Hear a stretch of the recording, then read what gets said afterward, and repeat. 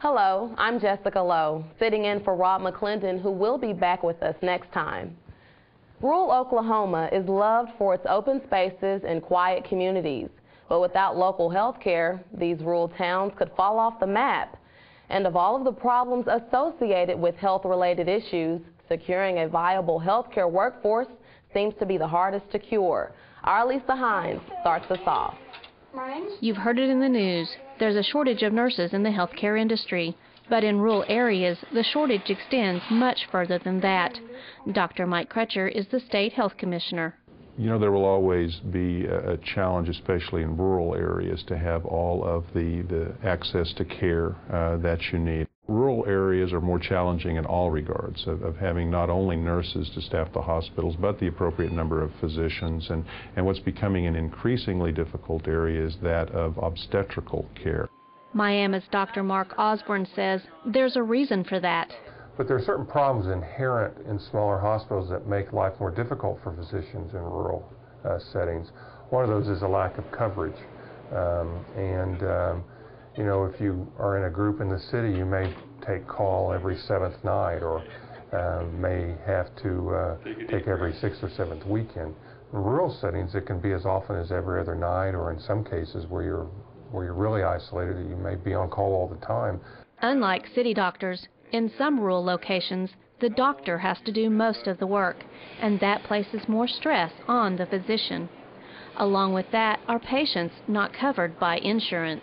When those people are hospitalized, for instance, and you have 5 or 6 family practitioners on the staff, or general practitioners, then they come in without a physician and with no way of paying, then you're obligated because of your staff membership to care for those people. So there's a much higher rate of uncompensated care for physicians in rural hospitals versus people who are in urban settings where, for instance, a residency program may take all of those patients. And that makes it hard to keep doctors on staff.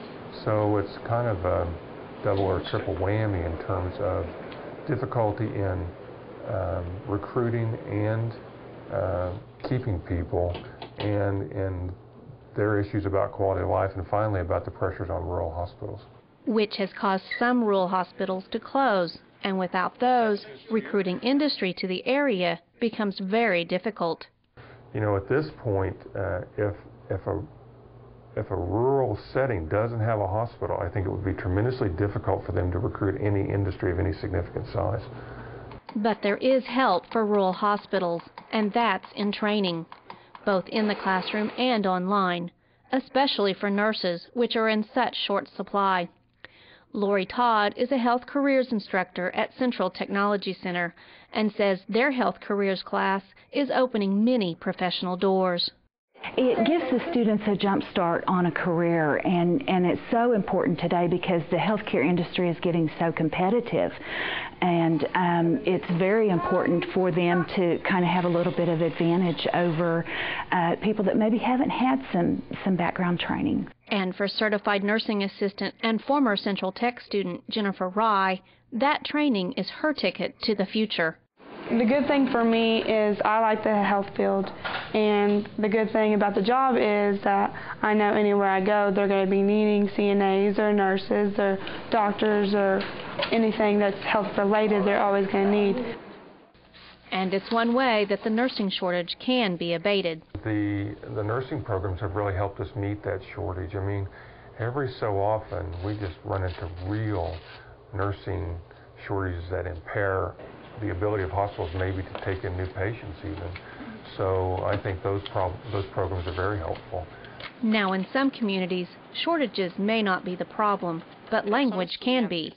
Debbie Shoemaker is with the Oklahoma Department of Career Tech. With the increasing number of Spanish-speaking residents in the state of Oklahoma, then especially in the rural communities, they were getting more and more patients coming into the hospitals not being able to speak English, and the employees not able to communicate with them. Hello and welcome to So the Oklahoma Department of Career Tech came up with an online Spanish course designed especially with health professionals in mind. It's an interactive type course. There's exercises, there's games within the course so that they can kind of learn and practice the new knowledge that they're receiving.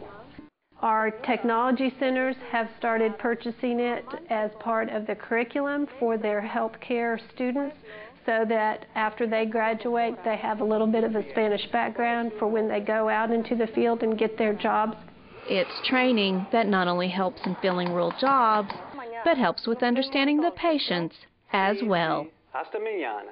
Adiós, Chelo.